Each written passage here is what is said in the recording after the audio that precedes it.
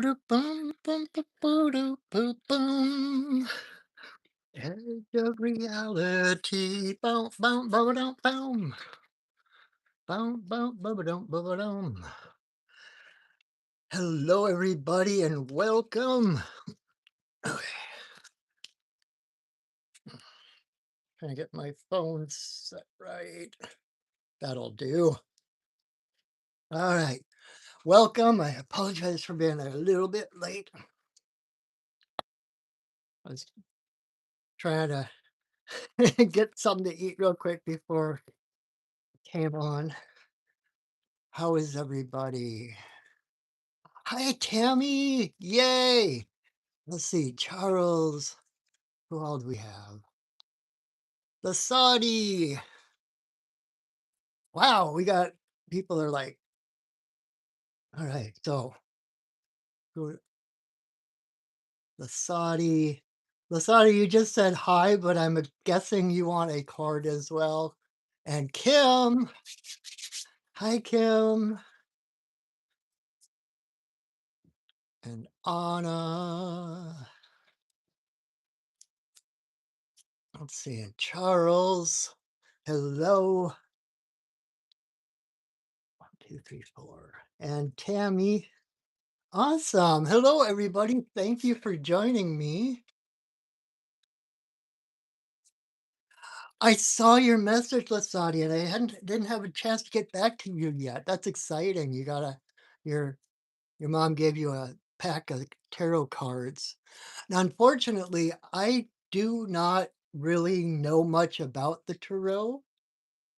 Um, I from doing this for a long time, right? Readers need readers. And so I have a lot of friends who do tarot readings for me when I need them. Um, but I don't personally know a lot about them. That's why I do medicine card readings because the animal, being a shaman, the animal spirits just literally speak to me. So, um, but I will answer. I saw your comment, your message, and I will answer you back. I'm going to see if I have couple of people that I might be able to refer you to learn more about the tarot. I wish I could help you personally, but that's not one that's in my wheelhouse. So welcome everybody. If you're new here, I am Patrick, your friendly neighborhood shaman, and we are going to do some medicine card readings. And the way this works is the first 5 people to say yes in the comments get a 1 card reading. Um, and we've got 1, 2, 3. Oh, and I was thinking I had space for one more, but we have all 5. We had the 5 people were like sitting here already waiting for me, and I was a couple minutes late. But if you are not one of the ones who are getting a card, that is okay because all you need to do is choose a number between 1 and 5 and listen to that message because I promise you that um, whatever the message is that you need will be carried and be woven into that message, whatever I end up saying. Because, if you're a reader, you understand that when I do readings, it's like I'm not totally here. I'm tuned in somewhere else, and where that somewhere else is, um, takes into consideration everyone who's watching, anyone who will ever watch. And so, like, things just come out of my mouth.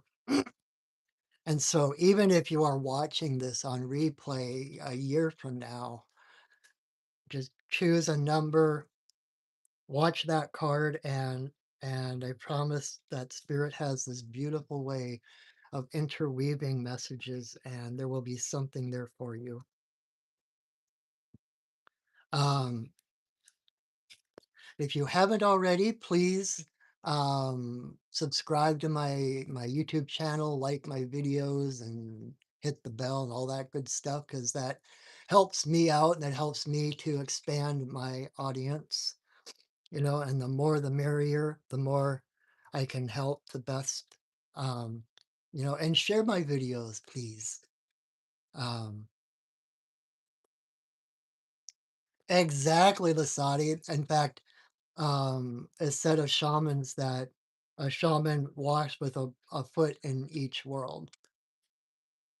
The shaman job of the shaman is to be the bridge between the physical and the unseen, with a foot in each world, so that our job is to help people, our community, remain connected to the spirit realms. So, um, yeah. So, anything? What else am I supposed to say at the beginning? I introduced myself. I explained the cards. Oh, and the reason I do 5 cards is because at the end, once I've done all the 1 card readings, I'm gonna keep a list, and with all the 5 cards from the individual readings, I'm going to do a community reading. If you were to come to me one on one for your own card reading, I do a card spread called the Medicine Wheel spread. And it's the 5 cards, it's the 4 directions and center. And so I will take those 5 cards that we already heard of and I will put them into a spread and do a reading for the entire community. And I love how, yes, we do need stronger communities. And I think we are building stronger communities in spite of and because of all the things that are going on right now. I think people are craving that. And I think we are learning to rebuild our communities. So, and thank you for being a part of my community, right? That's what this is all. This is like we're in a time and an age now where community goes beyond physical. And I honestly, um, when you watch my videos and we interact online, it's like I I I do feel connected to you. I do feel like I'm a part of your community, you're part of mine. Um, and it's kind of, yeah, we're family. We're all related, right? So, anyway, um, and if you get something from the night and you wish to reciprocate in a different way, I do have my Venmo link in the description under the video. This is my this is my day job. So this is how I make my living. And that's the traditional way. The shaman is supported by the community that the shaman supports. It's that reciprocity. And by supporting me, you make sure that my kitty has a roof over her head and food in her tummy.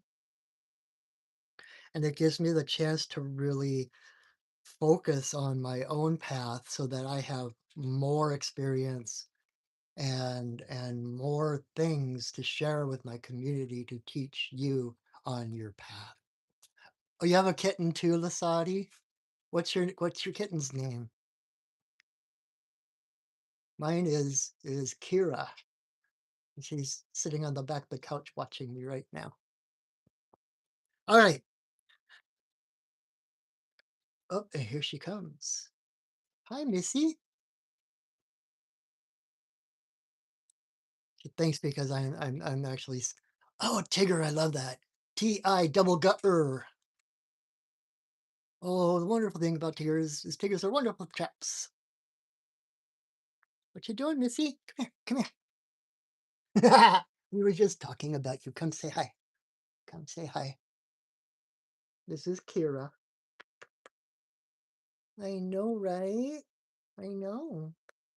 She thinks just because I'm sitting by her food dish that it should be full. But sorry, Missy, I'll get it after the video. Alrighty. So, car. Let's. So Yeah, I think we're ready to do our readings. Thank you. Thanks for she is pretty, she's cute, and she's adorable, even when she paws me in the face when she's hungry. So, alrighty, well, let's get started because I do have a tendency to be kind of verbose, and I try to keep us within our allotted time. I set like 2 hours aside, and the last couple of times I think I've been a half hour, almost an hour over. So, all right, here we go. Card number one for Lasati. You never really said yes or in your thing, but you said hi first, so that gets you a card. All right.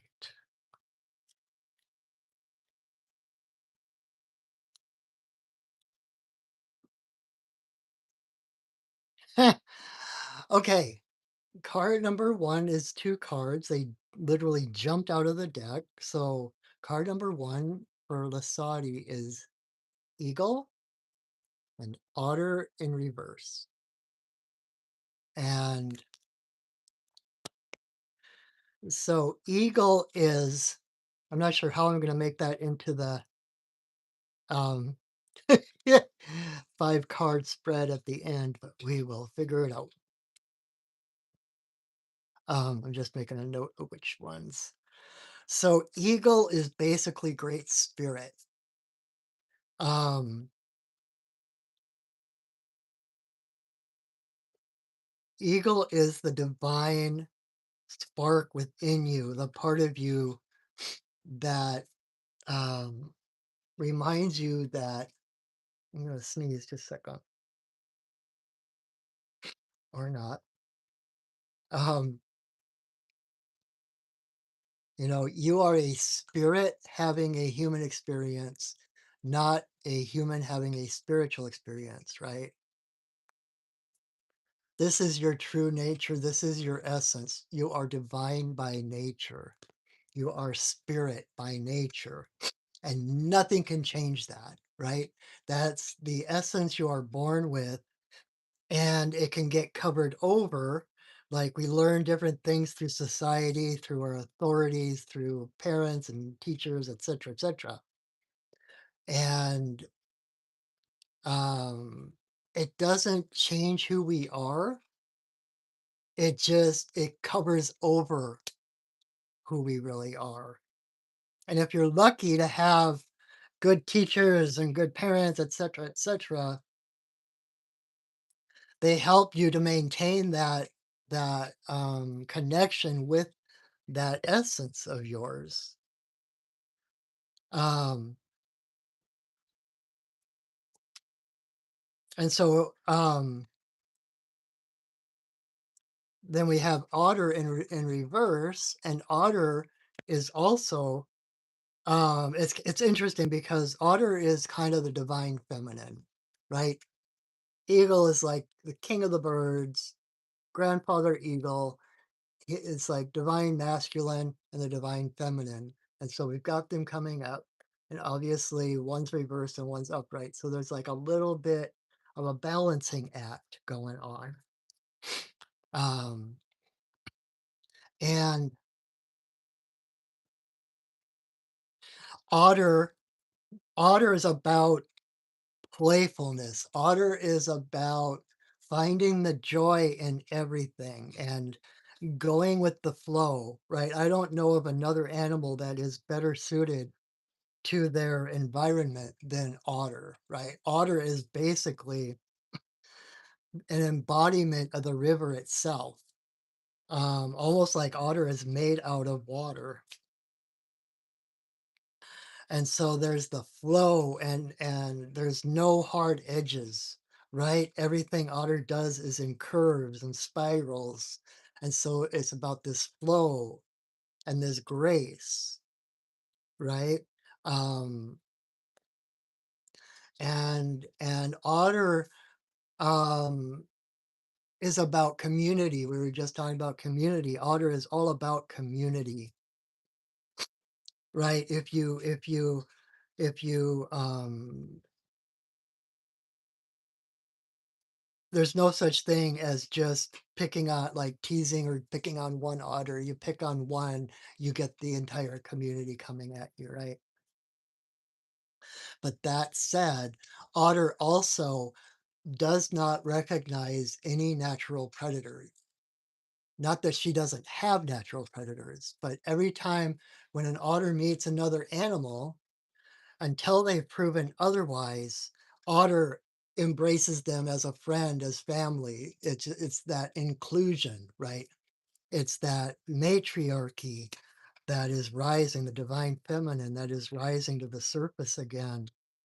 Um, and the beautiful thing about this is that she is inherent in him. You know, otter is about surrender. It's about the flow. It's the path of least resistance. It's the inclusion. It's softness and ferocity at the same time. Um, and it's like anytime there's a challenge or problem, like John Denver, John Lennon said, there are no problems, only solutions, and that's kind of the attitude of otter, because whenever there's a problem to be solved, it's a puzzle, it's a game. It's like the fact that there is a challenge is proof that there is a solution. Like if you take use the like the New York Times crossword as an example, right? They don't start with coming up with all these questions and problems and then try to solve it before putting it in the paper. They start with the solutions. They start with the answers, and they build the problems and the questions around the answers. And the same is true in your life. You cannot have problems or challenges unless there are answers. And so rather than it being this insurmountable thing, if there is a challenge, you know there's a solution. And so it becomes the game of finding the the solution to the problem, right? Solving the mystery and all of that kind of thing. Um, so it's a very inclusive, um, friendly relationship with the universe. Like Einstein said one time that the greatest thing, the greatest decision you will ever make is whether you live in a friendly universe or a hostile one. And this is recognizing the universe is safe, friendly, and abundant. I didn't say the world, right? This dreamscape funhouse of mirrors and smoke and mirrors and illusions and pain and suffering and joy and beauty and um but when you understand that you are connected to spirit, to source energy, um then you can trust that everything, like otter, meets every challenge with a smile, with excitement, right? Meets every new being it meets with friendliness and acceptance, inclusion. Hi, Victoria. I've already got. I do 5 cards. I've already got those 5 spoken for. But if you want to choose a number, I'm just on number one. And so, since right now is when you maybe that's why there's two of them. One is for Lasati and one is for you. But um, or you can choose a number and just keep listening. And when I get to that number card, I promise you that there will be a message there for you as well. So, but thank you for watching. Thanks for joining me. I appreciate that. So, So Lasati, so it's like there's a little bit of an imbalance. Like there's, and this could come through like the tarot cards and through the things that you're doing to learn more about the inner realms, right? Um, and we tend to set the two against each other, the divine masculine and the divine feminine, right? But they, not only are they connected, they are part of the same thing, right? In fact, a while back, many years ago, Eagle came to me in a vision, and what he said was that um, the sky is your home. All you need to do is open your heart by spreading your wings and then riding the breath of the of Mother Earth, right? It's like it's effortless because this is who you really are. But if you're fighting to get there and trying and resisting and thinking there's all this hard, okay, how do I put this? It is not an easy path. But that said, oh, how did I just heard someone talking about it. It's simple but not easy. I'll put it that way. It's simple and it's about surrendering to the truth of who you are as an aspect of source energy. Oh, that's awesome. The cards you got has something to do with the stars. It's all connected. It's all, I just got chills. I had no idea, but I love when those connections happen.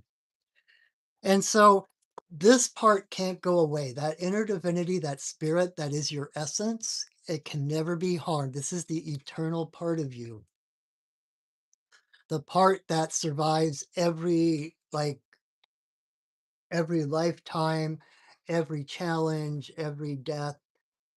This is the part of you that has been here since before time began, and it will be here after time ends. This is permanent, stable. This is the foundation of who you are. It cannot be threatened. But to find that part, you don't get there by hard work and by knuckling down and by pushing and forcing. You get there by playing. You get there through joy. You get there through following, like Joseph Campbell used to say, when you follow your bliss, where there were only walls, doors will open. So it's by following your joy, following the path of least resistance, which is joy, right? And they call it the watercourse way.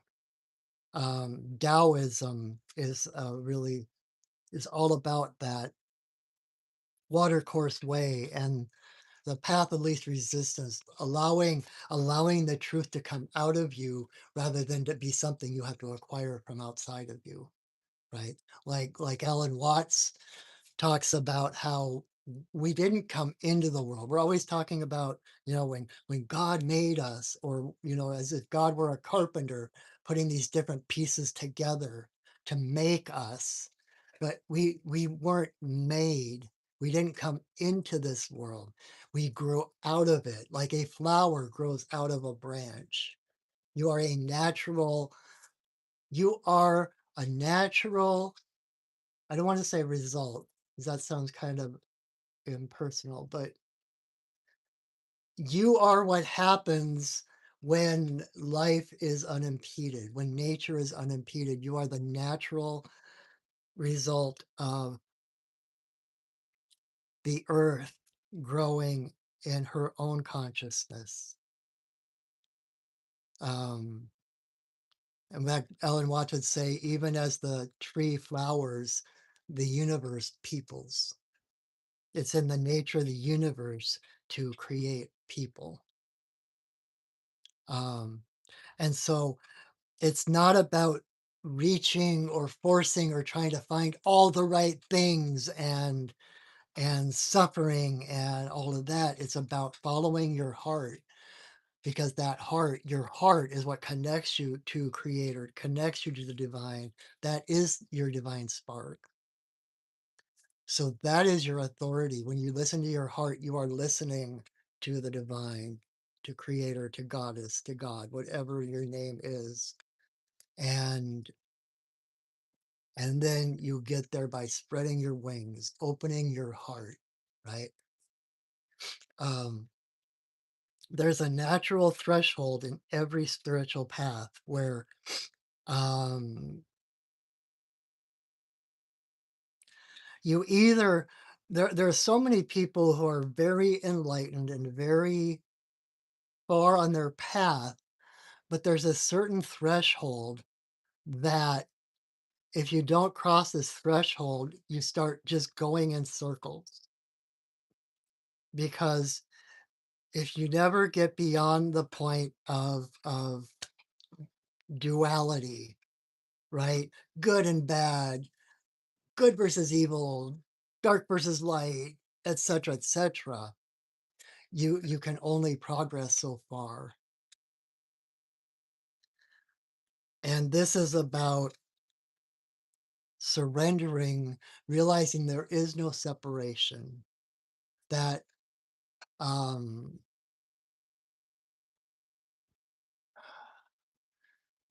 it's a non-dual universe. We are all part of the same energy. What one like one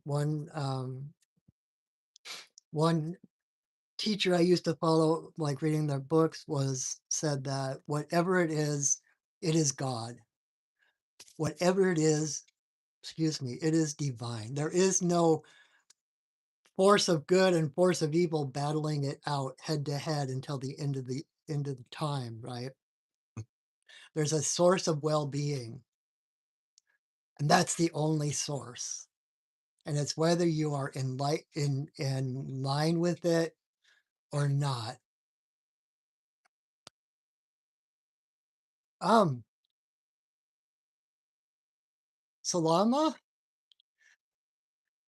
um, what I do is I do 5 card readings, and all 5 cards are chosen are spoken for. I'm just finishing the first one. So if you want to choose a number 1 through 5, um, then you listen to that card, and I promise you that the message you need will come through that. I can't do personal readings in this forum, at least the way I've got it set up for everybody. But choose a number between 1 and 5. I'm just getting done with the first one, and then I promise you that number 4. Cool. All right. So Lasari, this is about the divine and the physical and realizing there is no difference. In fact, it's in embracing the feminine within.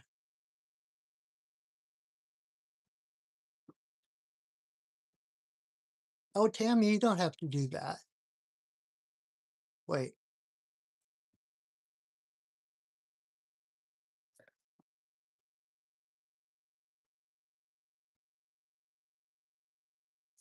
Tammy, you're number 5, but if you want, um,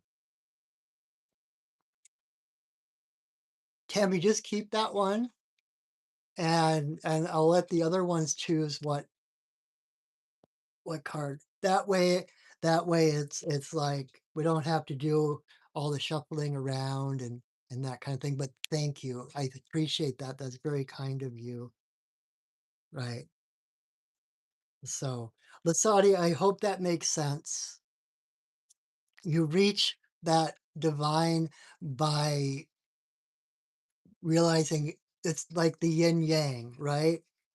Um, everyone thinks it's good and evil, like everyone has good and everyone has evil, and it's the fighting of these fish to decide how that person is or whatever, and that, you know, but that's not what it is. It's the divine masculine and the divine feminine, right? And the darkness is not evil. That's the divine feminine. That is the source of life. That is the source of creation. Because that darkness is the darkness of the womb of the cosmic mother. And in that darkness, every possible future is held. And it's only when we explore the light, when we move into the masculine divinity. Oh, you don't have to apologize, Tammy. It's all good. We're figuring it out as we go. Um, and so it's the seen and the unseen moving together in a dance. It's about the dance. It's about the flow of inspiration, manifestation, inspiration, manifestation. Um, and that the universe always has your back. Whatever it is God. Whatever, the only reality is love. Love is all there is. And so it's not about pitting one source against the other source and battling it out. It's about whether you're in alignment with true source, which is a source of well-being, if that makes sense. So I could go on and on and on, but I better get to our next card.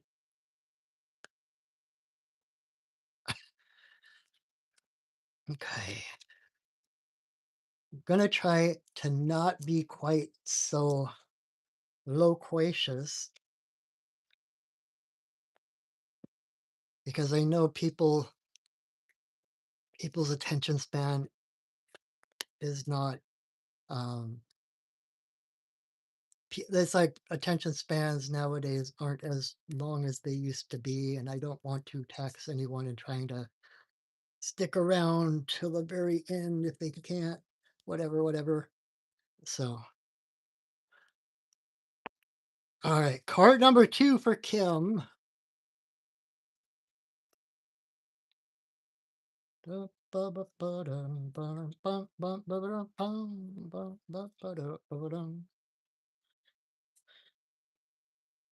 On the edge of reality.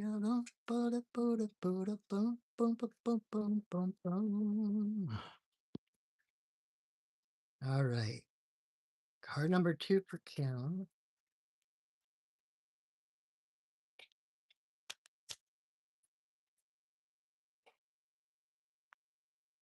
Okay. So Kim, you got raccoon. Um,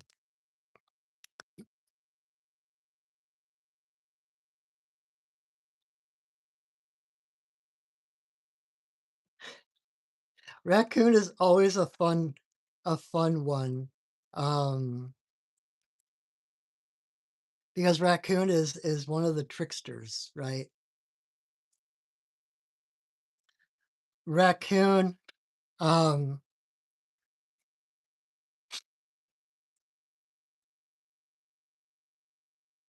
how do I put this?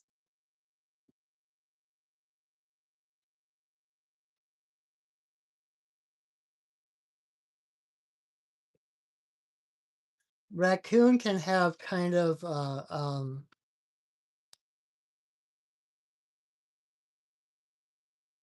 raccoon knows themselves so well, and they know how everything works. They know the rules, they know the structures, the infrastructure, so that they are able to find all the loopholes and go around what is normally acceptable to get what they want. They are notorious for being difficult to trap or to catch. And if you try to keep them out of somewhere, they will find the weak link and they will find their way into whatever they're wanting. It's almost like challenge accepted. It's like they thrive on challenges. Um, and like I always call raccoon the Robin Hood of the animal kingdom, like even down to the mask, right? That the noble thief. Um, he's an outlaw, right? Not, but not in a bad way. It's kind of like we have these narrow understandings of what's right and what's wrong, right? We've got these solid lines, the very narrow, the straight and narrow, right? And what's inside those lines is acceptable, what's outside those lines is not. And raccoon comes in and is all over the place, right? Sometimes he's in the lines, sometimes he's not. That doesn't make him good or bad. It just means that he is living by a different set of guidelines. Um,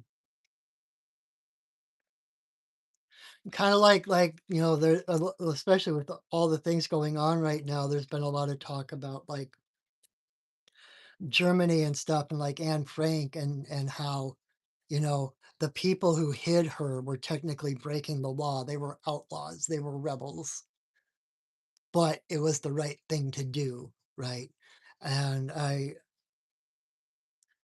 I've seen things about, it's the difference between religion and spirituality is that religious, and this is a total generalization, um not everyone falls into this, but for the most part, being religious, you will do what you're told, whether it's right or wrong.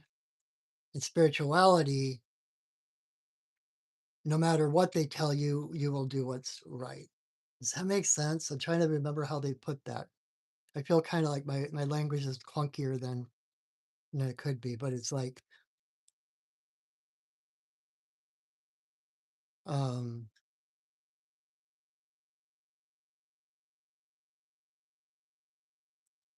so it's really it's the difference between outer authority and inner authority.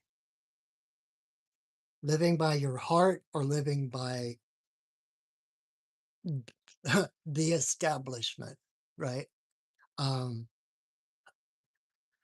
and like, but raccoon brings this joy, like Robin Hood sitting up on this branch calling out these monks that are on horseback going, down the Sherwood Highway, like stand and deliver, and it's his joy to disrupt the the normal way of things, the normal way of oppression, and to bring food and money to those who need it, which is the right thing to do, right? No matter what the law says. Um, and so there's this jolly, merry, like the merry men and jolly Robin Hood, um, who's just all too happy to find his way out of the traps that the sheriff sets for him. Um, so it's like trust your heart.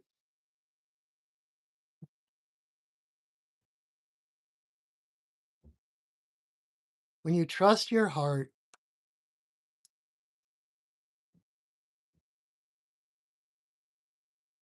so I'm getting that I'm trying to like I'm getting this thing kind of coming through, and I'm trying to unwind it into words.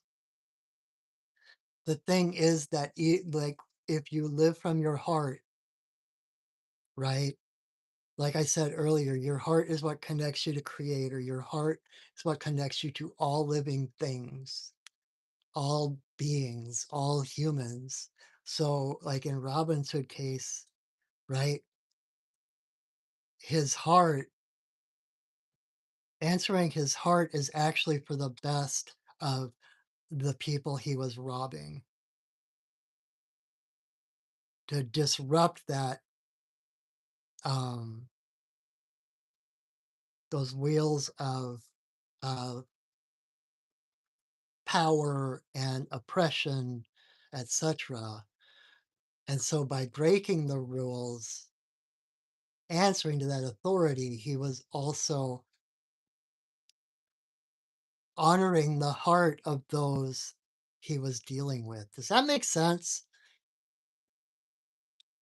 I always feel like I get this kind of this inspiration coming in and then blah blah blah blah like I trip over myself trying to put it into words. Um,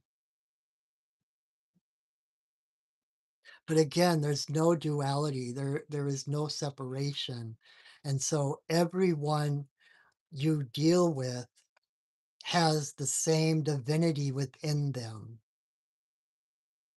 And when you can move from that way and move from your heart, move from that higher purpose for the highest good of all, right? Then you can do no harm. And the universe has your back. And if you're living in that way, I can't say like that's what's going to happen 100% of the time, but you know those people that have this tendency toward luck, right? And they wiggle out of everything. And that's kind of when you're moving with that flow of the heart, the universe tends to clear your path of any conflict, any resistance, um, and will help you get out of anything that might be harmful to you.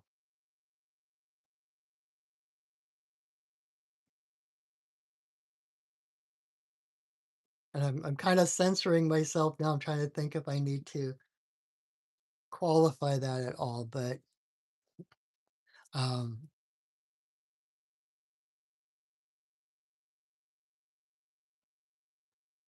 the other reason I say that raccoon is the Robin Hood is because when they go out foraging for food, they always bring what they find back home to make sure that everyone gets fed, to make sure that the young and the elderly get fed.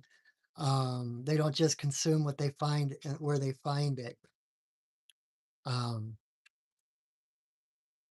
and so it's a community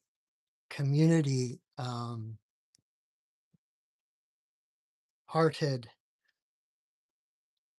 animal, right? And it's kind of like a lot of times when raccoon comes up, the people that comes up for are like service people, um, like HR or um, DSHS, like social workers and that kind of thing, right? And sometimes I've had experiences with people like that, um, where like by law they're kind of their hands are kind of tied. There's only so much they can say or do, but they can make hints and they can kind of try to nudge you in the direction because they know the rules. They know what's allowed and what's not allowed.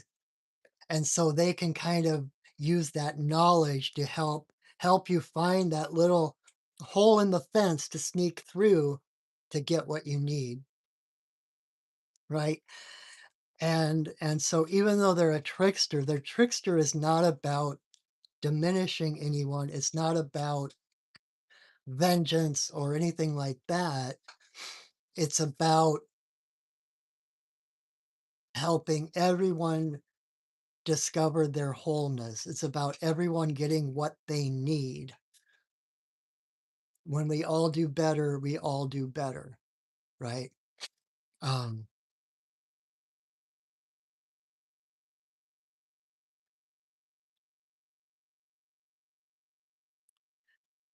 and it's kind of this trusting the universe, really knowing that the universe has your back. And if you're, this might sound kind of medieval, like they used to, God is on our side. But if you're choosing sides, then God is not on your side because God is on all sides. In fact, I had a dream one time. Um, I had this dream, and there were these two armies, and they battled it out, and it was so one-sided. It's like the one army basically just overran and slaughtered everyone in the opposing army. And the leader of that army like stood up and he was like, "We are so great, and it's because of our little friend." Like a unicorn had wandered into their camp the night before,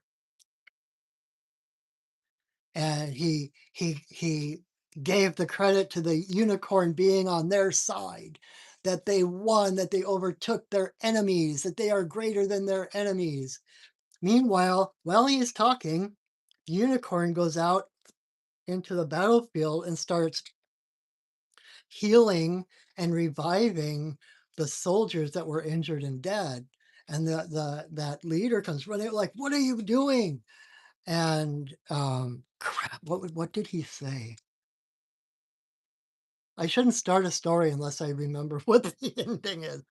Um, and I don't know which notebook I have it in.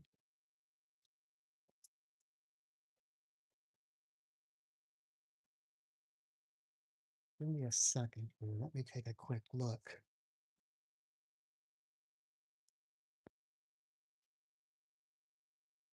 It was something about how can you be great if you don't. Oh my gosh, what was it? Dang it! Dang it! Dang it! Dang it! One second. Talk amongst yourselves. Edge of reality. Bow, bow, bow, bow, bow, bow, bow, bow, bow, bow, bow. Ah, I was just rearranging things. Here we go. All right, it's in one of these. Ah, I don't, it's not in that one or that one. It's in this one.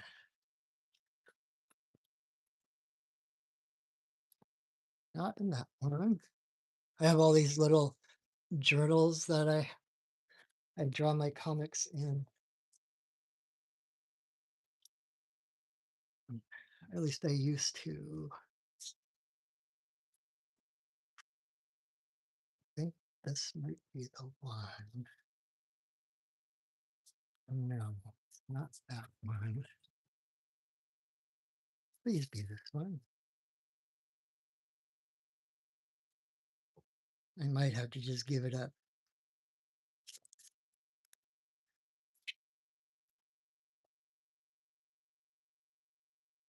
But it was like, how can you be great if you don't want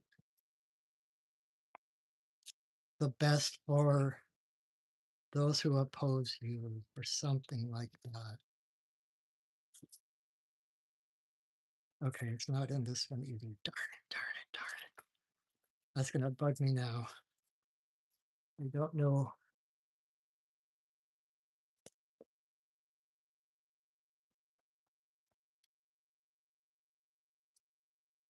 Anyway, tangent. Woo, squirrel. Um, but it was about like if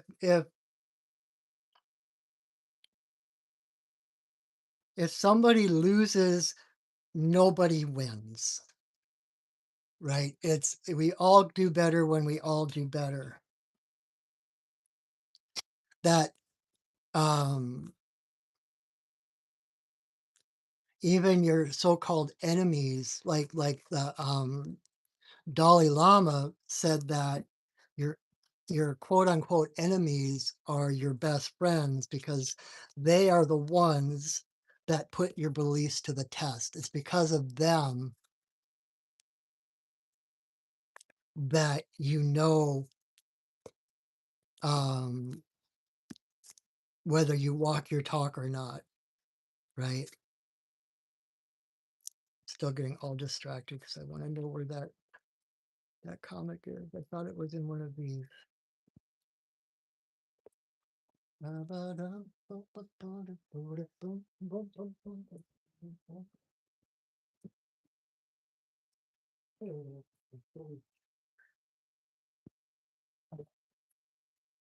Well, I'll let that go.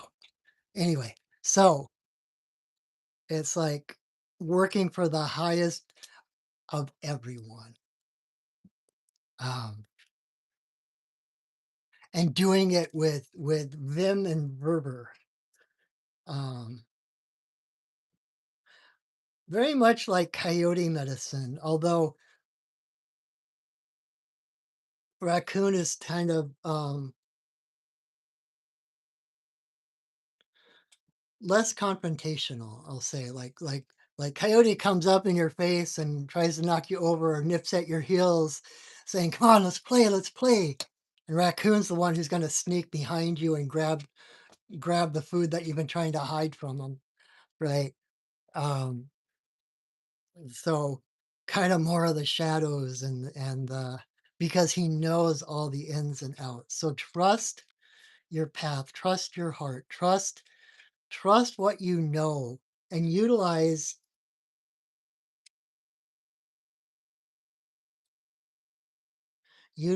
what you have learned in the physical world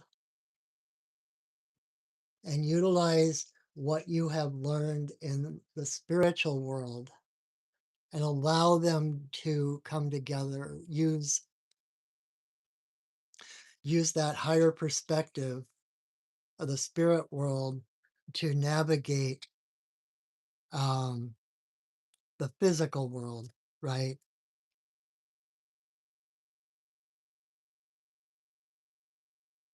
It's kind of like you always, in that way, you always have inside information. You always, because you always know that everything is going to work out. You always know that the universe is going to come through for you, that there will be a solution, that um, there's always going to be a miracle or whatever. And so you can walk around impish and kind of proud and stand and deliver, right? So anyway, I'm feeling like I'm going around and around with that one. I'm still bugs me out that I can't find that comic that I drew.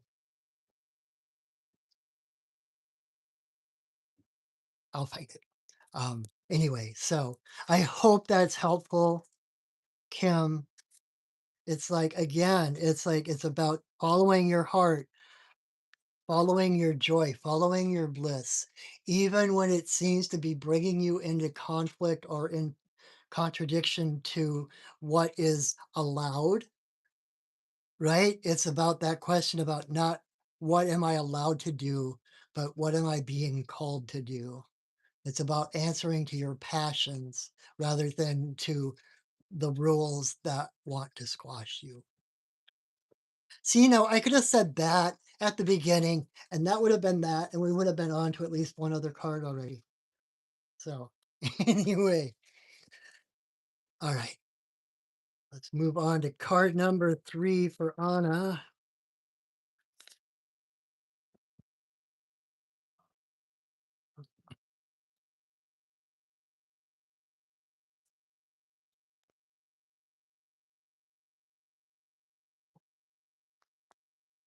Huh. Oh, that is really interesting. Okay. Card number 3 is Eagle again. Um, so give me a moment to kind of really feel into this. I don't want to just repeat what I said earlier for Lasati. Um,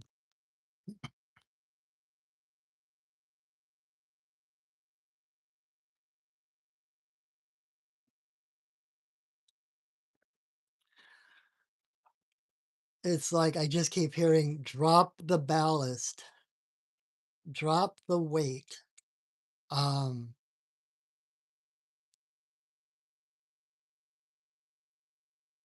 this is about taking that leap of faith.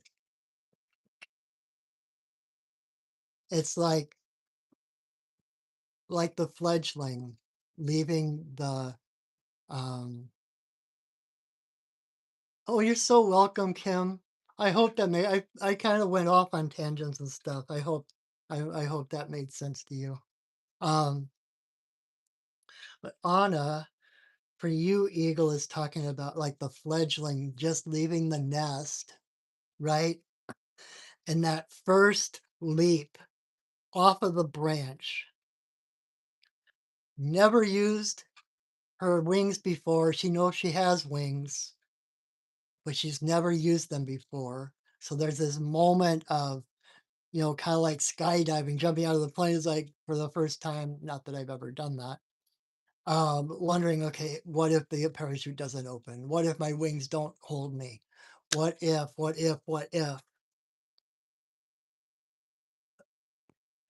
And so this is about um,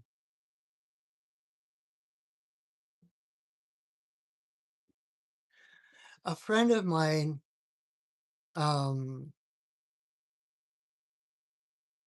One of the ones I mentioned earlier that I go to do tarot readings, Reverend Judith Laxer, the last few times I think, she said to me basically as part of the reading is like, lean into your faith. And that's what this is. It's like lean into your faith. If if what you have learned on your spiritual path is not practical, then what use is it? What's the point, right? You're learning these things and you're going through initiations and dismemberments and um, crossing thresholds and all kinds of stuff. But if you're building your wings, but either you're walking on the ground carrying your wings, which are weighing you down, or you are spreading your wings and allowing that wisdom and those experiences to carry you. Does that make sense? Um, I've had a couple of times in my life, I've had people come to me, be like, what are you like? Yeah, all that spiritual stuff, that's all fine and dandy as a hobby, basically, or to know these things and to learn these things. It's really good intellectually to have that flexibility of mental and stuff, but you can't live your life that way, right? And I'm like, if I can't live my life that way, what is the point of learning these things, right? If there's no practical application, if I know I've got wings and I'm just strutting around saying, hey, I've got wings, but I've never flown, then what's the point? um and so it's dropping, it's having the courage, um and the gumption to let go of the branch that you've been holding on to for so long to keep you safe. And like my friend Judith always tell to lean into your faith, to lean into what you know on a deeper level and trust that to carry you. You've been building the strength of your wings for so long, but if they aren't carrying you, they are just extra weight weighing you down. I did a comic about that too.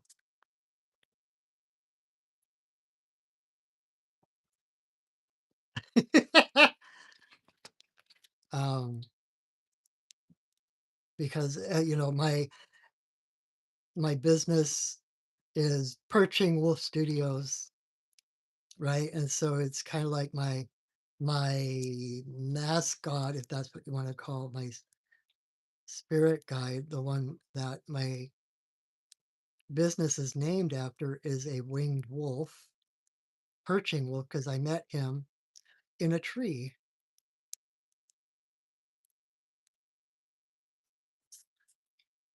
And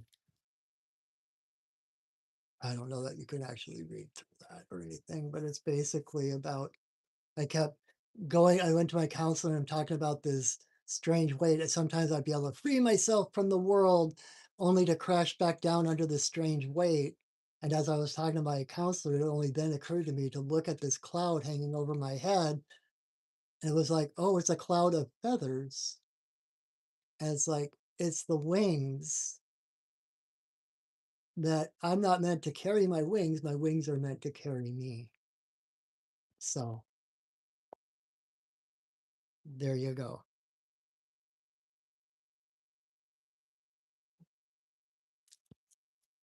So, um, yeah. And so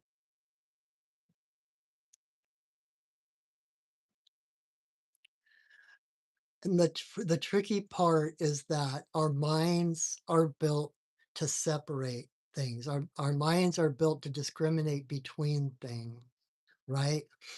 And so standing on the edge of that cliff to take that leap of faith, our minds don't see anything but empty space below us,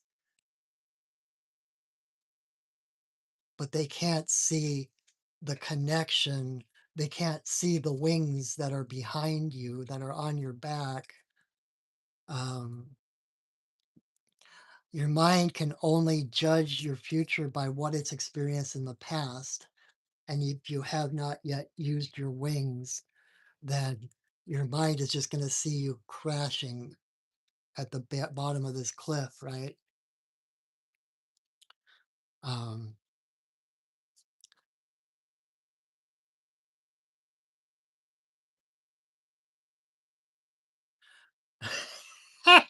so my guy just put this memory in my head um, of when I first. So I've talked before about how I went through an entire decade of panic attacks and anxiety and stuff like that. And when it first started, it's like all I knew was that I felt heavy and I felt like tight, like there was something wrong, and I didn't know if there was something wrong with my heart. I didn't know what was going on. And I I was working in a warehouse at the time. All I knew is that I was tired and I was kind of depressed and I was just anxious, like I was hyper vigilant about everything. And that my I felt it in my chest. And I'm like, and like I didn't know if it was something wrong with my heart, if it was something emotional or physical or what it was. And so I'm in the warehouse pulling orders, and there was um, two or three pallets stacked on the floor in front of me, and I was like, screw it. There's one way to find out if it's my heart or not. I took a running start and I jumped over those pallets and I was fine. Um, I was like, okay, if it's my heart, I'm gonna run it to the edge and I'm gonna just find out for sure one way or another. I'm not suggesting that, but they kind of threw that in my head as a kind of a comical memory of what it takes. You kind of have to get to that screw this point of saying, I need to know what's right, what's real or what's not real. And it's a scary place to be. I won't deny that. But the perspectives and the viewpoints and the panoramic beauty that awaits you when you finally spread those wings and soar to heights that you've never known before is so worth the leap.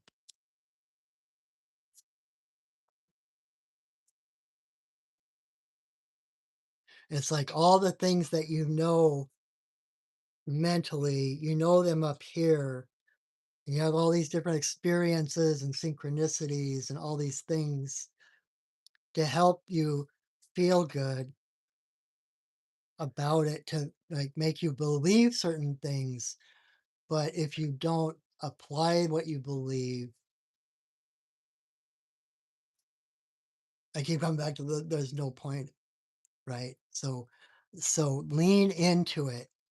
Even if you don't jump off the cliff, it's like push the limits.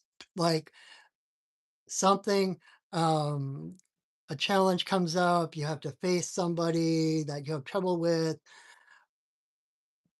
Instead of getting ready to fight, claws out, whatever, take the moment to turn inward and to align with your higher self and to align with the higher self of this person in front of you and ask for the non-dual highest best timeline for both parties and see what happens.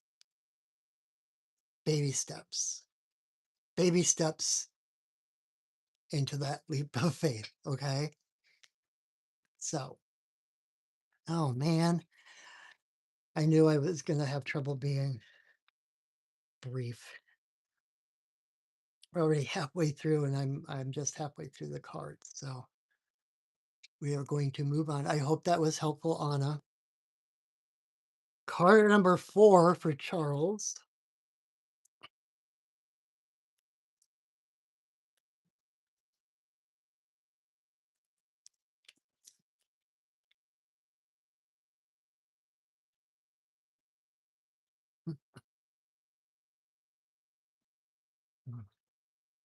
I didn't set sacred space tonight. Well, I did, but before we started. So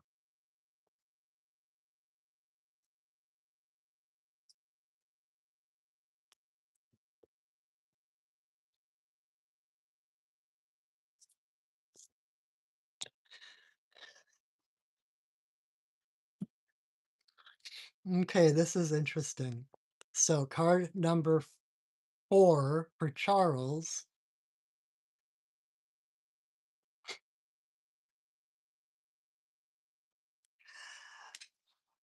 Not only did I just pull the same 2 cards that I pulled at the very beginning, they both came out in the same upright or reversed position. Okay. It'll be interesting to find out what I end up doing with the community hall. So, all right,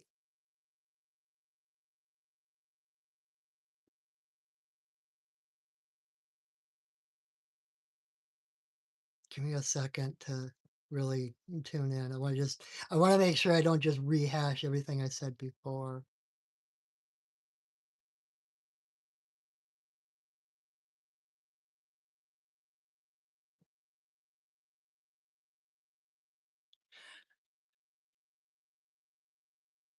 The thing that's coming up is that there's a need to play. Oh, you're so welcome, Anna. Charles, there's okay, I don't like to say you need to do this, but there's an opportunity, I'll say, to reintroduce play, to reintroduce joy, to reintroduce whimsy into your life. Um, because those things, like I talked about Joseph Campbell talking about following your bliss. It's like that joy, that bliss is your compass. It's the point. It's the meaning of life is to be joyful. So don't listen to all the things you've ever been told about having to knuckle down and be serious and make something out of yourself. Well, if you're not joyful, then what are you making of yourself, right? Um, all the heroes in the world, all those people worth talking about, all the ones who changed history, in the well, that's maybe not a good example. Um, but like if you think of all your heroes, all the people you admire, all the people that inspired you, they are people who followed their heart no matter what the world said about it, no matter whether they were accepted or um, rebuked because of it, because it was more important to them to be joyful. Um,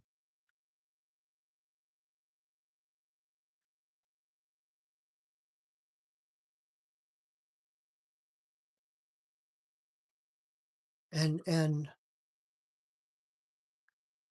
it's such a puritanical view that, we were born to drudgery and we have to break our backs and toe the line and all these things. And we need to suffer, right? That is such an outdated puritanical idea. The idea that this life is a punishment, right? But this life is a gift. This world is a gift. This world is a world of beauty. Um, there is so much joy and there is so much love. Like um, the beginning of Love Actually, the movie, right? He's talking about watching the people coming in the airport and talking about how on 9/11 when the planes hit the towers that all the people that were calling family, there was no talk of revenge, there was no talk of vengeance, there was no talk of anger or hate. It was all messages of love. um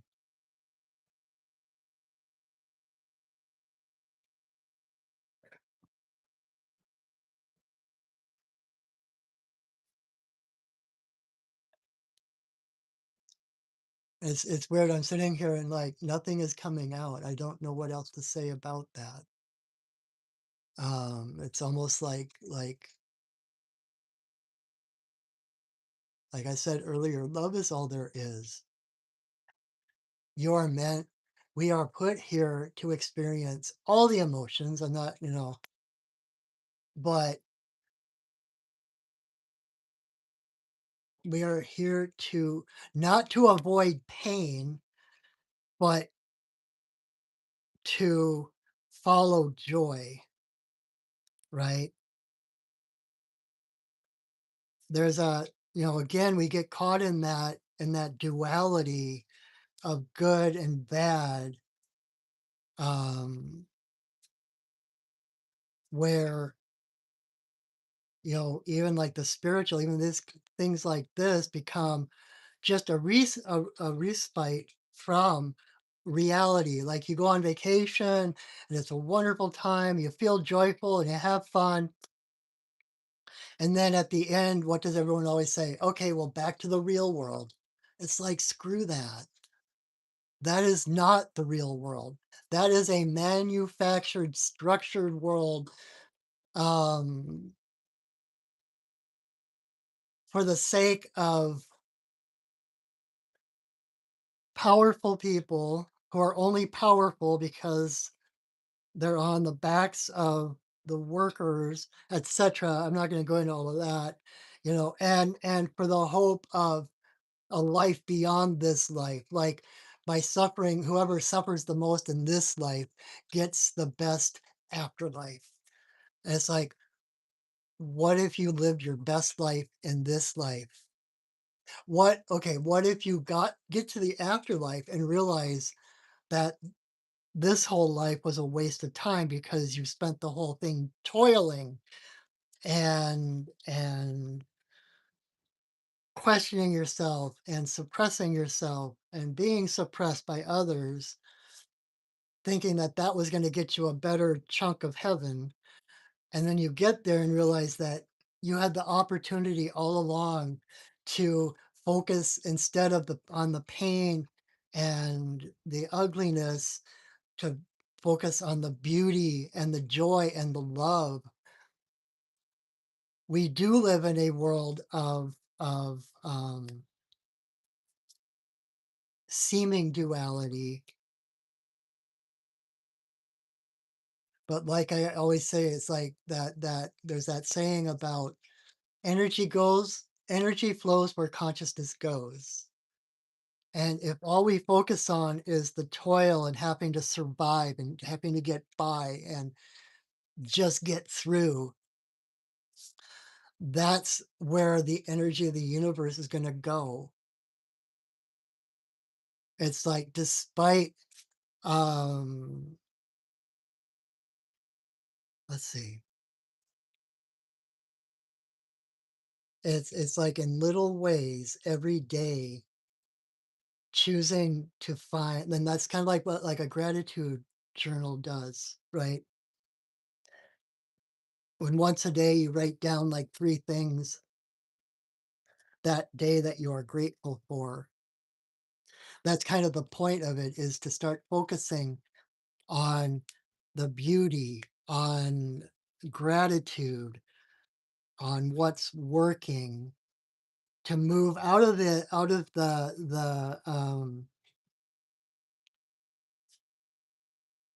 like survival mind into abundance mindedness. Yes, they both exist. They both can be accentuated. So why wouldn't you accentuate the joy? Why wouldn't you accentuate the love? Right? Um, and so in whatever ways you can, like one of my teachers used to talk about how she would wake up in the morning and she'd be like, okay, universe, I am ready for my three happy surprises. And every day she would experience at least three happy surprises because that was her mindset. She set the intention and the energy flowed where her consciousness gold went. um, and it's not just about spinning the story. It's not just about, um, you know, Pollyanna, ignoring the bad, pretending it doesn't exist. It's like it's accentuating the love that exists, that even in the most horrible situations, it is love that is either being displayed or asked for.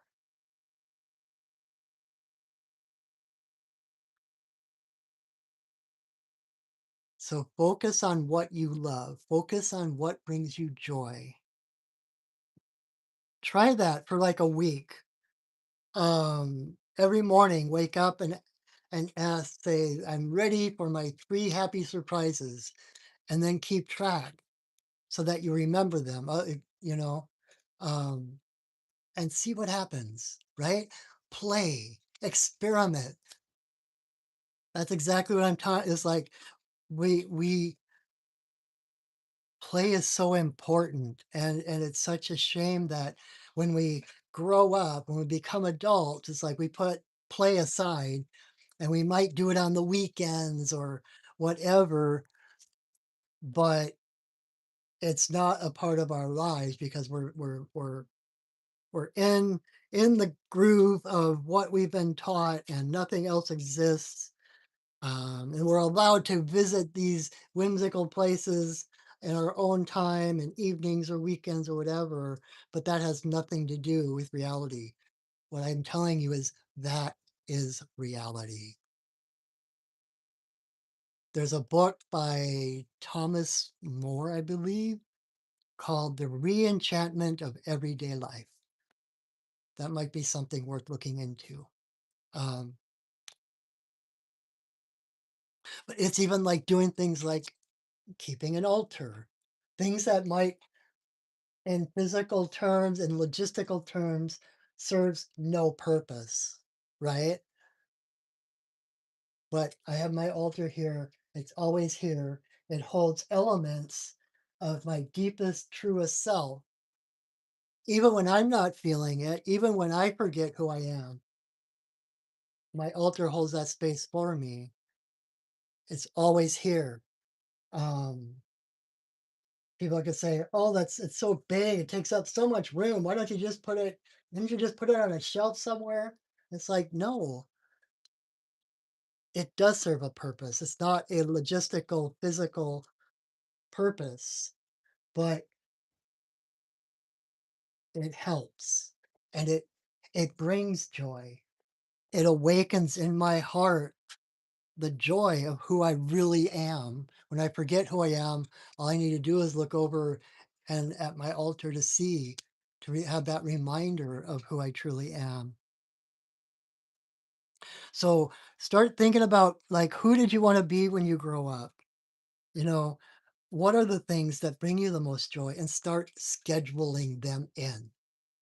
Don't leave them for some other time or I'll eventually get to it. Start putting it on your calendar saying at this day, from this time to this time, I'm going to allow myself to read comics or to dance or to roller skate, or the goofier the better, right? Like Dr. Seuss always said, um he's like, I love nonsense. Oh god dang it, I can't remember that quote now. It wakes I love nonsense because it wakes up the brain, or something like that. It's like it's the nonsensical, the whimsical, the joy, the laughter that makes everything else palatable.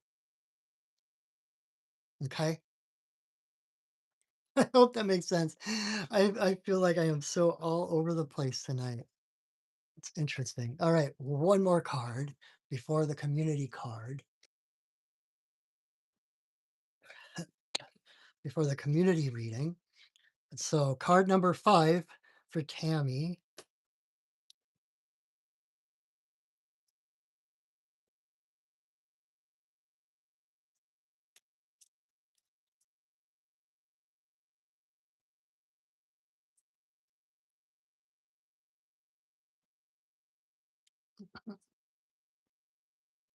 All right, Tammy, card number 5. Oh, I'm glad it made sense, Charles. I'm sitting here second guessing myself, like, like I feel like I'm all over. I didn't really set sacred space the way I normally do, so I'm kind of scattered. But card number 5 for Tammy is a possum. It was perfect. I'm so glad, Charles. Thank you for letting me know that, and I'm so glad it was helpful. Um, so Tammy, card number 5 is possum, and possum is basically the actor of the animal kingdom, right? Playing possum. Um,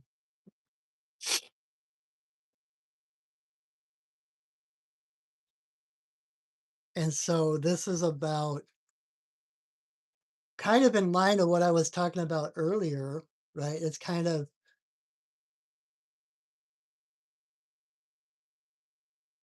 it's like I heard this person talking recently, just kind of in the past in passing, and he was talking about how,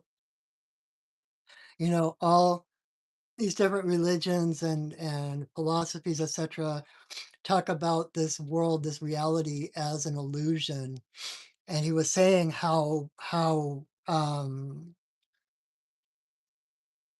what was the word he used? Basically that he didn't think that was the right way to be putting it because to say that this world is an illusion is to downplay its importance, to think that nothing here really matters, right? Um, but to me, that's the point of this world, right? That's why we forget when we come into this world. Um, and that's why we go through the experiences we do when we have challenges come up because if um it's like a suspension of disbelief like you have when you're watching a sci-fi movie or something. um so um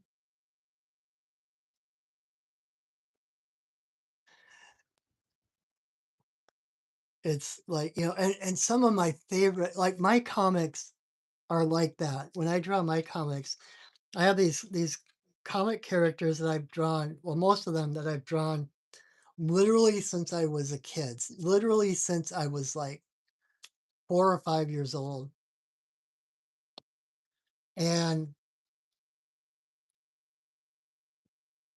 they know that they're comic characters. They know that they live within the confines of a comic, that they are made up of paper and ink rather than blood and bone. And they talk to me. The fact that they know this doesn't impede their experience as a comic character.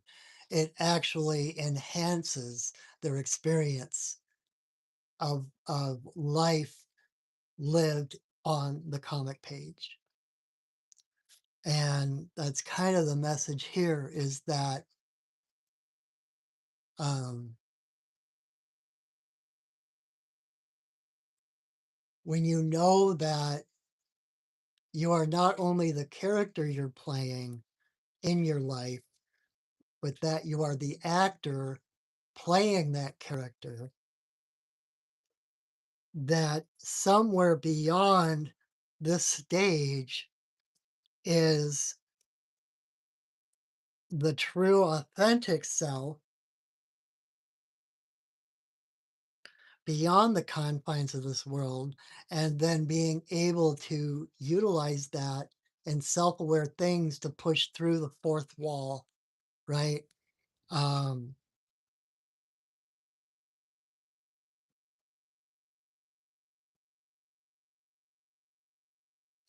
for example, um, there used to be this festival I went to every year down in Oregon called Fairy Worlds. And it was like my personal Christmas. It was like the one thing I looked forward to every year. It was the one thing that I always judged the year by, like, how many months is there until Fairy Worlds? Um, and the one year we were there, and a friend of mine had driven up or driven down. Um, we had kind of caravan down, and so she had brought some of our friends, and I drove down with others of our friends, and it was like the last days, and she was going down to check her car to get ready to pack up and everything like that. And she came back to camp and she was like, dang it, my tire is flat. I've got a flat tire sitting in the parking area, and I don't know if I've got a spare." And so she went back down, um, to find out if she had a spare, if this and that.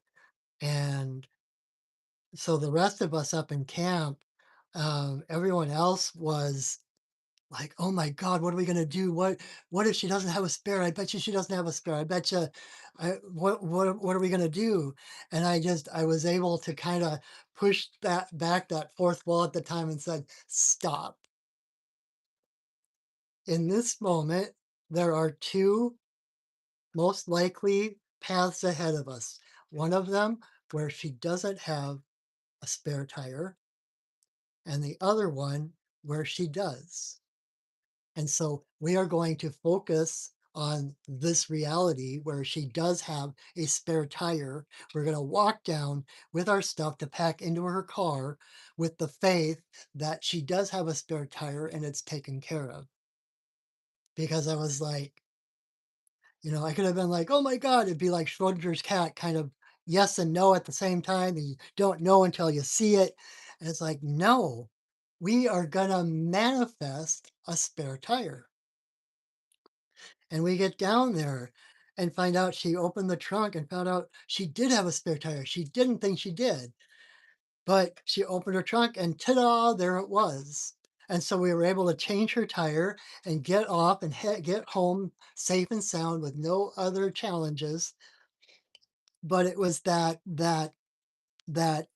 momentary um kind of clearing of the clouds, kind of that ah moment of like, wait, this reality is an illusion. We and we, you know, we have a say in it. Um, and so, um,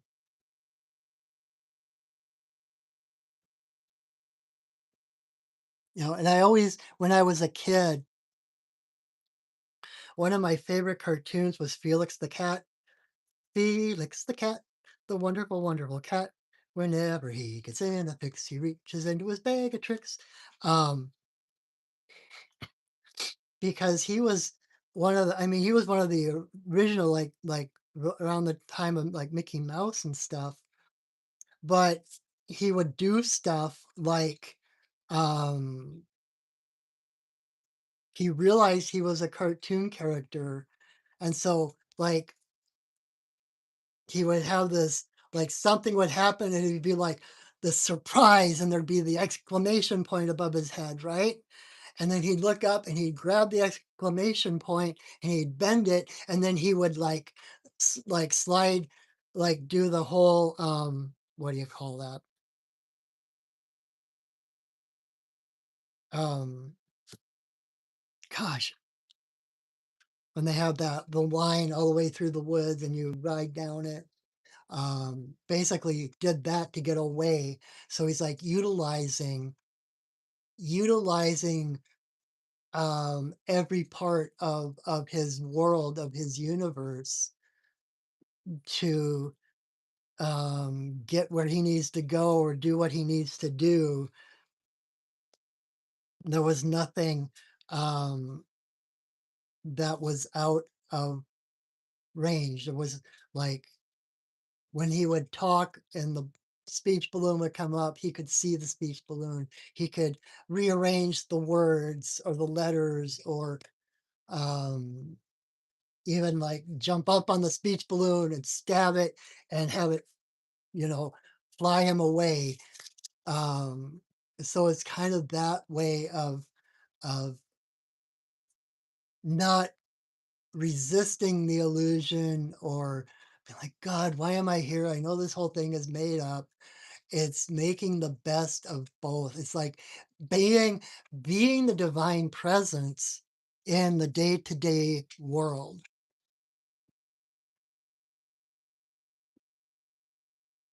Oh, I love the way you put that. You put it so much better than I could have.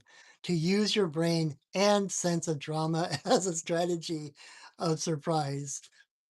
Um, yes. Um, and like I was saying earlier, it's like when you know things are gonna work out, like that thing with the car, I had no way of knowing, you know, Schrodinger's cat. I didn't know if the cat was alive or dead. I just decided that in this story where I am the star of my drama of my life, my movie, my production is like her car has a spare tire. Boom. And to do that on a consistent ongoing level, right? Um and it's kind of like that's where you start to utilize the synchronicities that happen, right? Um Like, when you end up calling like, you think of someone and you call them, and they're like, "Oh my god, I was just thinking about you," and he's like, "I know." It's like, you didn't really know, you it's not like, people have this idea of spiritual people, of shamans and wizards and witches as being these all-knowing beings who have everything figured out and know exactly what they're doing, when all we're really doing is following the flow of the river or the synchronicities, and because we trust the synchronicities, um it looks miraculous to others who aren't aware of those. You become a miracle worker, right? Um you end up saying the right exact thing. I can't tell you how many times I've been doing a reading for someone and they're like, "Oh my god, like, I was just talking to my sister this morning and she said the same exact thing, the same exact words." I'm just working on alignment and inspiration, and things are coming out of my mouth. But to others who see this happening over and over and over again, they can start to think like, um, they can start to think things, but it's any wise person or spiritual leader who's worth their salt is gonna tell you they know nothing. That, it's not just luck that miracles happen around them, but it's the alignment, it's the flow, it's the following the breadcrumbs that puts them in the right place at the right time, saying the right thing or doing the right thing. Um Which is awesome because that means that, like, just speaking for myself, I don't have to know everything. I don't have to keep track of things. If I can just flow with it, I have the right answers at the right time, even if I don't even realize it, right? So don't be afraid to kind of leverage that otherworldly aspect of yourself, the magical, mystical, whimsical, um, using the synchronicities, um, right? Because that is part, like you were talking about the diversion, right? The strategy of surprise, and it's kind of like, um, that's usually what begins someone else's awakening is experiencing something like that, experiencing someone who says, "No, it's okay. She's got a spare tire," even though you had no clue, right? And ta-da! It's like, "Oh my god, you must be psychic. Oh my god, I was just thinking about you and you called." You know, it freaks people out because they're not aware of those connections, and so to use those and utilize them, play with them, right? To play those synchronicities, like super string theory. It's like playing the harp, playing those strings, making harmony. Um,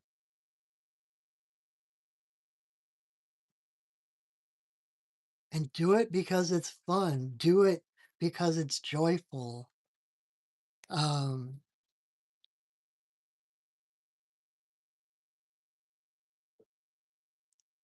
and don't ever feel penned in, pinned in by the expectations or the rules or the laws of this world, this universe, because you live beyond any of them. Your truth is beyond any limitations that this world speaks of. So, does that make sense? I hope that I don't know if that helps. And I know you already, I mean, maybe that's part of the reason that she came up upright because I know you already do that so much. Um, I guess like all most of the other messages tonight, it's like do it with joy, with um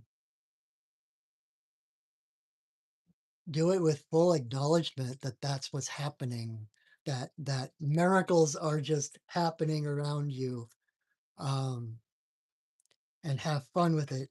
Have you know, be joyful about it, if that makes sense. So, okay, well, wow, that is the five individual card readings. So I am going to take those five cards somehow, seeing as a couple of them came up a couple of times, and do going to put all five cards together to do a community reading. And so this number one, I love the poetry of doing the individual readings and then showing how they interweave with the community, how all the messages I already said kind of mm, um, transform into different messages interwoven into the community, etc. And also to give you a sample of um, which was the, um, one, two, three. To give you an example of oh, thank you, Linky. I'm creepy.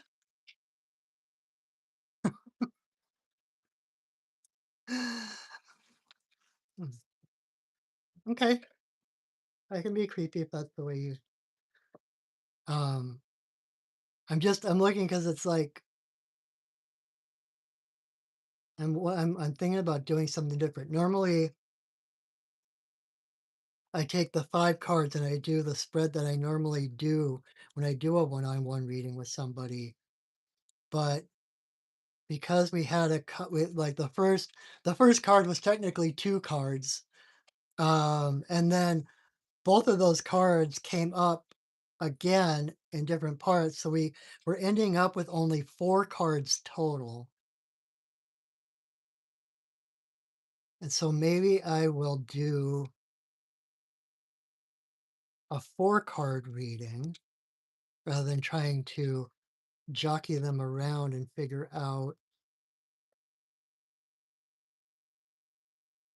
And that might also help because I've only got a little over 10 minutes left.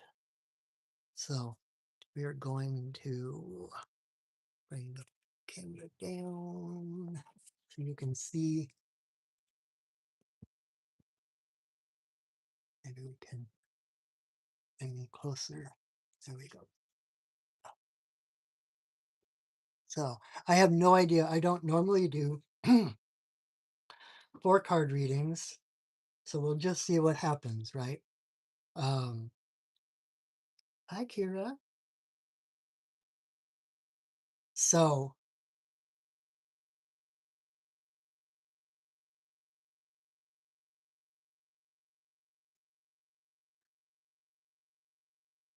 We have so when we have reverse cards, they're not like I was talking about before about duality and stuff. It's not these are good and this is bad. It's not like you've done something wrong or there's something to atone for or whatever. Usually, when a card is in reverse, at least for my readings, it's more a sense of that's what needs the focus. That's the part that um, is in transition. So it's like it's in the wings. It hasn't totally come to the surface yet. It's like a seed planted that's still ready to, not ready to bloom yet. Um, and so it's almost what with the thing I'm just going just intuitively. It's like we have these three things here that are upright, that are strong, that are, it's like being a spirit having a human experience, being in touch with that divine spark within, um, knowing knowing our divine self, or at least believing we have a divine self, right? Um, Having our own compass rather than going by what we're told, the straight and narrow. Um, Having our own compass, our own agenda, accepting, claiming the authority of our heart to help the community, even if it's outside the lines, even if we're coloring outside the lines, um, we're doing the right thing. We're doing the highest. I don't want to say right because that insinuates that there's a wrong, but we do we move from the authority of the heart toward what's the most whole, healthy, um, highest timeline vibration of everybody, right? And we're also kind of centered. This is on this end. This is on this end. It's like realizing that we are the actor in this production. We are not the character we play, but we are the actor. Um, which is like realizing that divine spark within us. Um, and it's like this is that part of us. This is like our true self, our higher self that soars above our reality, reminding us of who we are so that we can traverse this world to take part in the ways of this world and the experiences of this world. Again, from that higher perspective, that everything that we do and how we act in this world um, comes from the higher authority of us as a divine being. And so it's like we have these parts in place, and the only piece of the puzzle that's missing is that we have otter here in reverse. And like I said earlier, otter is kind of the presence of the divine feminine. It's softness, it's curves. It's like no sharp edges, no corners. Everything is done in the spiral, like swimming in the river. If you've ever gotten to see otters at the zoo and they swim and they curl and they spiral, and it's like there are no hard edges. It's all this harmonious, the path of least resistance, right? Um, but they're also not doormats. They're inclusive. They have the community is so important to them, not only their own community, but when they meet another animal, no matter what it is, until proven otherwise, they see that animal as an equal, as a friend. If they are proven wrong, then they are fierce, um, and tenacious. And if you piss off one otter, you have the entire family coming at you. Um, so there's a fierceness and a softness, kind of like water. Like I said, like otter is almost the embodiment of water.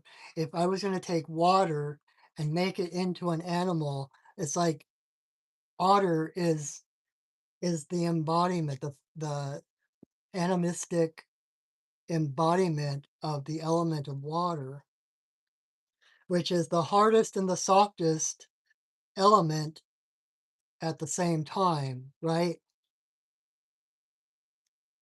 Um, it's soft, it's yielding, it's ac- a- accepting, surrendering, and yet it's water that carved the Grand Canyon, right?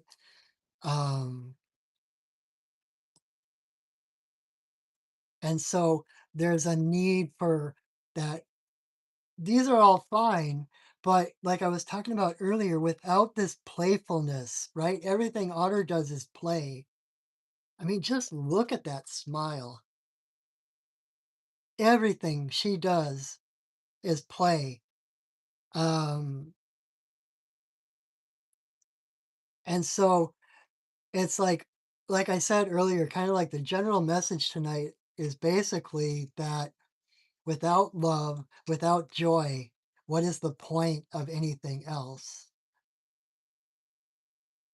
All these other things, without the love and the joy that the play that um, invigorates these things, there's no life, there's no vitality. This is the vitality. Play, joy, love is the vitality and the point of all these things. This is what the like this is like the hot air balloon.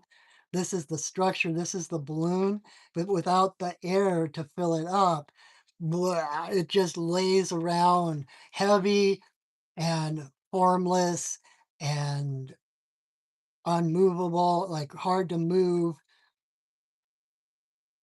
But when you introduce that fire, that playfulness, that spark of joy, that's what fills that balloon, that lets it take up the space that it's meant to and allows it to rise to the heights that it is meant to rise to.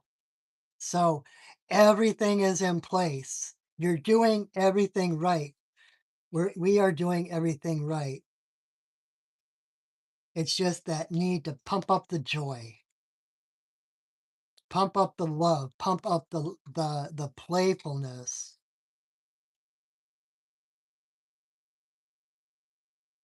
Focus on the beauty in the world. Focus on the love. It's like I can't tell you how many times I've cried lately, like watching various TV shows or seeing different stories on the internet. But it's like any time that there is there is love shown, there is a letting go of the ego, letting go of separation, and seeing the connection, the inclusion, heart to heart, all the redemption stories. Um, I have been so emotional lately, and it's like recognize every time something like that comes up, it's it's this recognition in my own heart. Um, of the joy and the beauty. Like I mentioned last week, I was that last week? Yeah, I went to see the new Elvis movie, and um, oh my God, I was it it reawakened in me things that I'd forgotten about, as far as music and creativity and passion, um, that we had to sit there in the theater for a little bit afterwards, after everyone else had left, because I was sobbing my eyes out. It moved me that much. And so it's a extreme close up. There we go.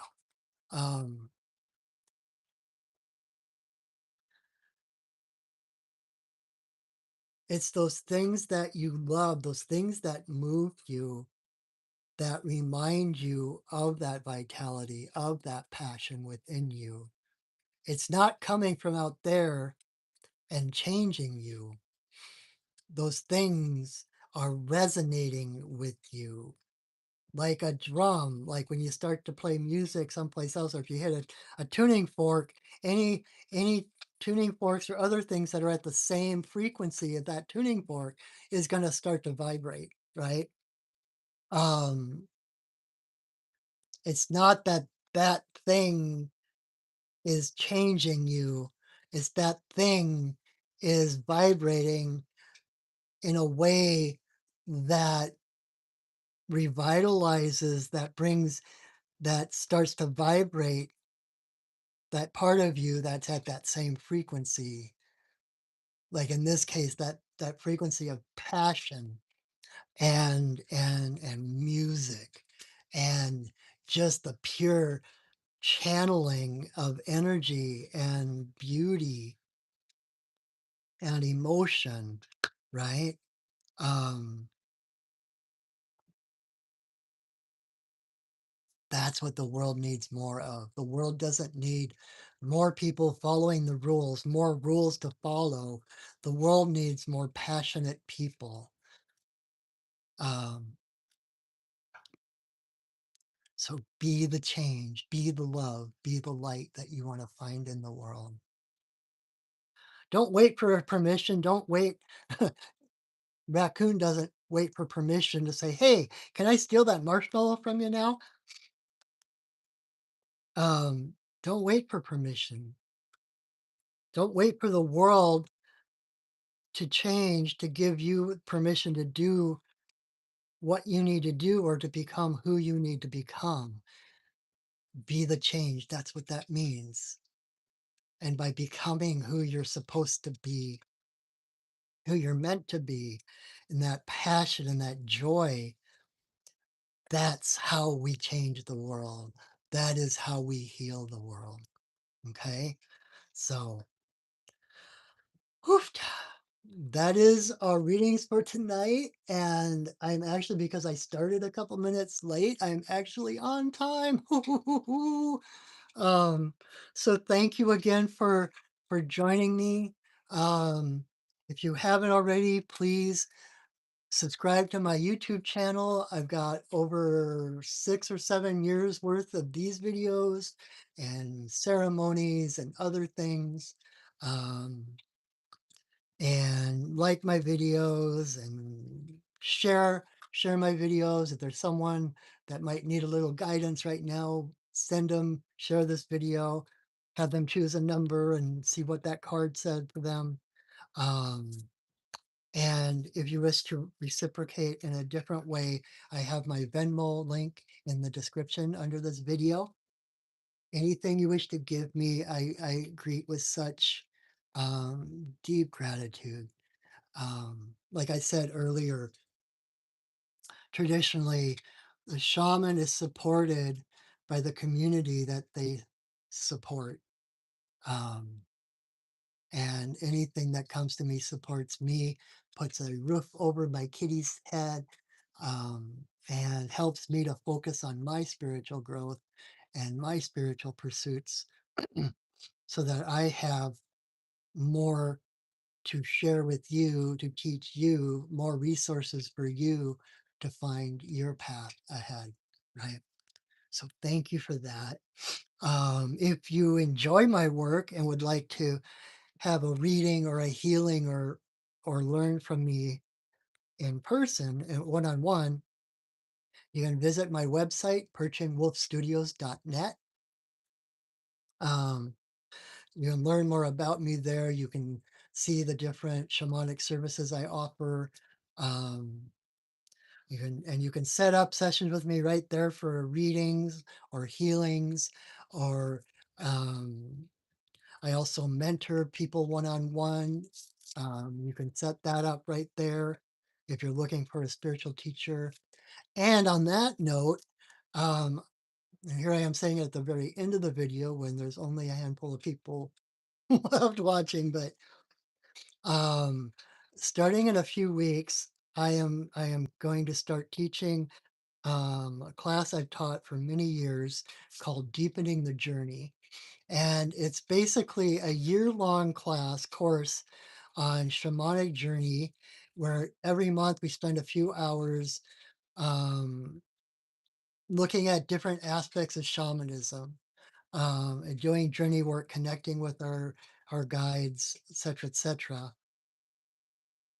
And this time's a little different because I split it into 6 month bites so that if you're not able to commit to an entire year, you can take it 6 months at a time or just do 6 months, either spring or autumn, um, so that you don't have that full big thing hanging over your head. I thought that might make it easier for people. And that you can find on my website as well, perchingwolfstudios.net. If you look under the, what is it, events and class scheduling, something like that. It's at the top of the page for the schedules, um, schedule of events and classes. So it's called Deepening the Journey. It's a great place um, if you're new to your path or you're not sure where you're going. Shamanism, shamanism lends itself to any path that you're already on or might follow. So um, you can read more about it on my website. Um, and I look forward to having you in class. It's a lot of amazing, amazing work, amazing lessons, and um, I I took a break for a year or two, and it's just like I can't not teach that class. So um, you're in luck if that's something you're looking forward to. Check it out. I would be so honored to be your teacher. And otherwise, until I see you again, know that I love you, that I see you, and that I honor you. Have a wonderful week. Go shining. All right. Bye now.